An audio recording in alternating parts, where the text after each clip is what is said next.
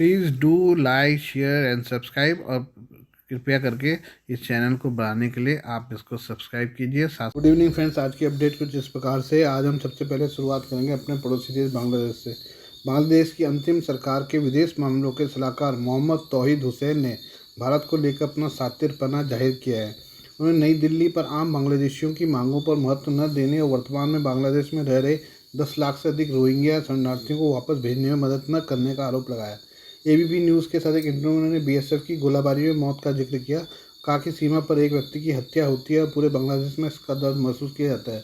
उन्होंने कहा कि सीमा पर भारत की हत्याओं को रोकने की जरूरत है। इस दौरान उनका पाकिस्तान प्रेम भी सामने आया। सार्क के बारे में बात करते हुए बांग्लादेश के विदेश सलाहकार ने कहा कि हम चाहते हैं कि सार्क प्रक्रिया फिर से पुनर्जीवित हो। भारत पाकिस्तान की दुश्मनी को अलग रखा जा सकता है। यहाँ ये जानना जरूरी है कि शेख हसीना के कार्यकाल में सार्क में बांग्लादेश और भारत साथ साथ थे, जिसके चलते पाकिस्तान की यहाँ दाल नहीं गल रही थी। नई दिल्ली और ढाका के संबंधों को लेकर हुसैन ने कहा कि भारत जानता है कि बांग्लादेश के लोग क्या चाहते हैं, लेकिन शायद उन्होंने लोगों के बजाय एक व्यक्ति शेख हसीना और एक पार्टी अवामी लीग के साथ संबंधों को अधिक महत्व दिया। बांग्लादेश के प्रमुख अखबार ढाका ट्रिब्यून की रिपोर्ट के अनुसार मौलवी बाजार के कुलौरा सीमा पर भारतीय सुरक्षा बल की गोलाबारी में बांग्लादेशी किशोरी की मौत हो गई थी। ट्रिब्यून ने मृतका का नाम स्वर्णा दास बताया था। घटना रविवार रात हुई थी। सोमवार शाम को बॉर्डर गार्ड बांग्लादेश की टीम स्वर्णा के घर पहुंची तो स्थानीय लोगों को इसकी जानकारी हुई। बताया गया कि किशोरी अपनी मां के साथ अवैध रूप से बॉर्डर पार करने की कोशिश करी थी, जिस दौरान ये घटना हुई है। पीटीआई की रिपोर्ट के अनुसार सोमवार को तौहीद हुसैन ने सोमवार को कहा कि अंतिम सरकार भारत के लोगों के साथ मजबूत संबंध देखना चाहती है। उन्होंने कहा पूर्ववर्ती शेख हसीना सरकार के दौरान इसका अभाव था। हुसैन ने संवाददाताओं में कहा कि भारत के प्रति जनता के असंतोष को कम करना संभव है। मेरा मानना है कि हमें इस समस्या के समाधान के लिए सही द्विपक्षीय कदम उठाने की जरूरत है। हुसैन ने कहा कि हम लोगों के बीच मजबूत संबंध देखना चाहते हैं।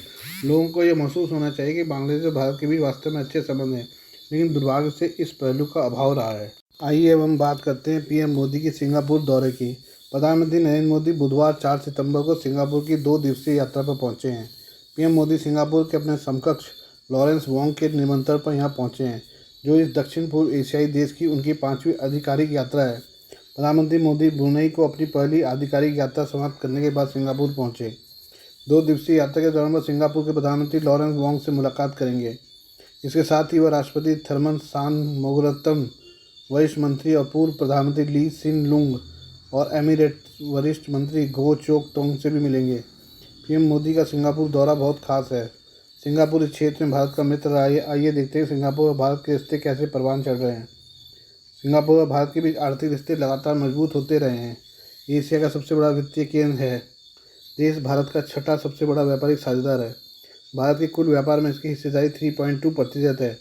वित्तीय वर्ष 2024 में सिंगापुर से आयात 21.1 अरब डॉलर था, जबकि निर्यात कुल 14.4 अरब डॉलर था। इसके साथ ही सिंगापुर भारत में प्रत्यक्ष विदेशी निवेश एफडीआई का सबसे बड़ा स्रोत भी है। सीएनबीसी की रिपोर्ट के अनुसार अप्रैल 2000 से 24 तक सिंगापुर से भारत में कुल एफडीआई प्रवाह 160 अरब डॉलर रहा है, जो कुल एफडीआई का लगभग 1/4 है। सिंगापुर केवल व्यापार के लिए महत्वपूर्ण द्विपक्षीय भागीदार ही नहीं रहा है, बल्कि एशिया प्रशांत और दक्षिण पूर्व एशिया में इसने भारत के लिए प्रवेश द्वार के रूप में भी काम किया है। 6 साल बाद सिंगापुर का दौरा। विश्लेषकों का मानना है कि पहले ब्रुनई, अब सिंगापुर की यात्रा के बाद प्रधानमंत्री मोदी ये संदेश भी देना चाह रहे हैं कि वो दक्षिण पूर्व एशिया की अनदेखी नहीं कर रहे हैं। पीएम मोदी की सिंगापुर की यात्रा 6 साल बाद हो रही है। इसके पहले उन्होंने 2018 में इस देश की यात्रा की थी। पर्यवेक्षकों को उम्मीद है कि दोनों देशों के बीच वित्त और विनिर्माण के क्षेत्र में कई समझौते होंगे। सिंगापुर की यात्रा पर रवाना होने से पहले पीएम मोदी ने कहा, मैं सिंगापुर के साथ विशेष रूप से उन्नत विनिर्माण, डिजिटलीकरण और सतत विकास के नए उभरते क्षेत्रों में हमारी रणनीतिक साझेदारी को गहरा करने के उपायों पर बातचीत को लेकर उत्सुक हूँ। पीएम मोदी के दौरे के बारे में जानकारी देते हुए भारतीय विदेश मंत्रालय ने एक्स पर लिखा है, प्रधानमंत्री नरेंद्र मोदी आज सिंगापुर पहुंचे। गृह मंत्री और विधि मंत्री के शैनमुगम ने गर्मजोशी से स्वागत किया। आगे बहुत व्यवस्था वाला एजेंडा है। पीएम मोदी के साथ विदेश मंत्री एस जयशंकर और एनएसए अजीत डोभाल भी हैं। Institute of south Asian studies में सीनियर रिसर्च फेलो अमितेंदु पाल ने सीएनबीसी से बातचीत में कहा कि भारत सिंगापुर संबंध हमेशा से स्थिर और मजबूत रहे हैं और अब इनके अगले चरण में जाने की उम्मीद है। पिछले महीने के आखिरी में वित्त मंत्री निर्मला सीतारमण और विदेश मंत्री एस जयशंकर समेत 4 भारतीय मंत्रियों ने सिंगापुर के पीएम वोंग और विदेश मंत्री वीवीएम बालाकृष्णन जैसे वरिष्ठ मंत्रियों के साथ मंत्री स्तरीय गोलमेज सम्मेलन में हिस्सा लिया था। इसमें विनिर्माण, व्यापार, निवेश और डिजिटलीकरण जैसे क्षेत्रों में द्विपक्षीय सहयोग बढ़ाने के तरीकों पर चर्चा की गई थी। बैठक के बाद सिंगापुर के विदेश मंत्री बालकृष्णन ने पत्रकारों से बात करते हुए कहा था कि सेमीकंडक्टर विनिर्माण फोकस का एक महत्वपूर्ण क्षेत्र है। उन्होंने कहा कि हालांकि सिंगापुर बहुत छोटा है, लेकिन हमारे पास वैश्विक सेमीकंडक्टर निर्माण क्षमता का महत्वपूर्ण हिस्सा है। आइए अब हम मोदी जी के ब्रुनेई दौरे के बारे में बात करें। ब्रुनेई दौरे पर गए प्रधानमंत्री नरेंद्र मोदी ने बुधवार को सुल्तान हाजी हसनैन बोलकिया से मुलाकात की। इस दौरान दोनों देशों ने रक्षा और समुद्री सहयोग को बढ़ाने का ऐलान किया। बैठक में द्विपक्षीय संबंधों को बढ़ाने और रक्षा, व्यापार, ऊर्जा समेत कई मुद्दों पर चर्चा की। इस दौरान आपसी हित के वैश्विक और क्षेत्रीय मुद्दों पर भी बात की गई। ब्रुनेई यात्रा पर गए पहले भारतीय प्रधानमंत्री नरेंद्र मोदी का ब्रुनेई के सुल्तान बोलकिया ने अपने निवास इस्ताना नुरुल इमान में स्वागत किया। इसे लेकर विदेश मंत्रालय ने एक्स पर पोस्ट किया कि यह भारत ब्रुनेई संबंधों को एक्ट ईस्ट नीति के तहत गति देने का प्रयास है। प्रधानमंत्री नरेंद्र मोदी और ब्रुनेई के सुल्तान हाजी हसनैन बोलकिया ने बंदर सेरी बेगवान में सार्थक चर्चा की। मुलाकात के बाद दोनों देशों ने संयुक्त बयान में कहा कि वो नौ परिवहन और उड़ानों की स्वतंत्रता को कायम रखेंगे, साथ ही रक्षा और समुद्री सहयोग को बढ़ाएंगे। प्रधानमंत्री मोदी ने भारतीय अंतरिक्ष अनुसंधान संगठन इसरो के टेलीमेट्री ट्रैकिंग और टेली कमांड TTC स्टेशन को मेजबानी जारी रखने के लिए ब्रुनेई दारुसलाम की भी सराहना की। मोदी ने ब्रुनेई यात्रा को लेकर कहा कि भारत ब्रुनेई संबंधों को एक नई युग की शुरुआत करता है। उन्होंने द्विपक्षीय संबंधों को उन्नत साझेदारी में बदलने का स्वागत किया। इस दौरान दोनों नेताओं ने रक्षा, व्यापार और निवेश, ऊर्जा, अंतरिक्ष प्रौद्योगिकी, स्वास्थ्य, क्षमता निर्माण, संस्कृति समेत कई संबंधों में बात की। सुल्तान बोलकिया से मुलाकात के दौरान प्रधानमंत्री नरेंद्र मोदी ने कहा कि ब्रुनेई भारत की एक्ट ईस्ट पॉलिसी और भारत प्रशांत लक्ष्य में एक महत्वपूर्ण भागीदार है। हम एक दूसरे की भावनाओं का सम्मान करते हैं। ब्रुनेई की मेरी यात्रा और हमारी चर्चाएं हमारे द्विपक्षीय संबंधों को एक रणनीतिक दिशा देगी। पीएम मोदी ने ब्रुनेई के सुल्तान और नागरिकों को 140 करोड़ भारतीयों की ओर से 40वें स्वतंत्रता दिवस की बधाई दी। पीएम मोदी ने एक्स पर पोस्ट में कहा कि सुल्तान हाजी हसनैन बोलकिया से मिलकर खुशी हुई। हमारी बातचीत व्यापक रही। इसमें हमारे देशों के बीच द्विपक्षीय संबंधों को मजबूत करने के तरीके पर चर्चा हुई।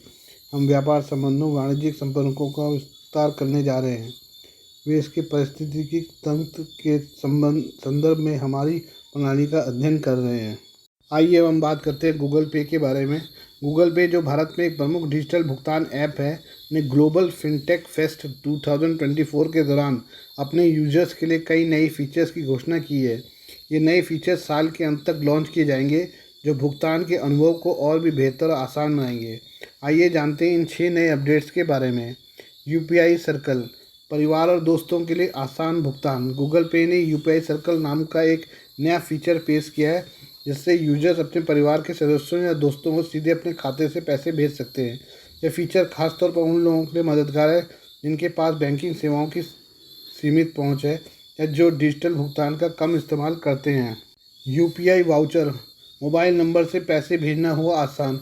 UPI वाउचर नामक इस नए फीचर के तहत यूजर्स अपने मोबाइल नंबर से जुड़े प्रीपेड वाउचर भेज सकते हैं।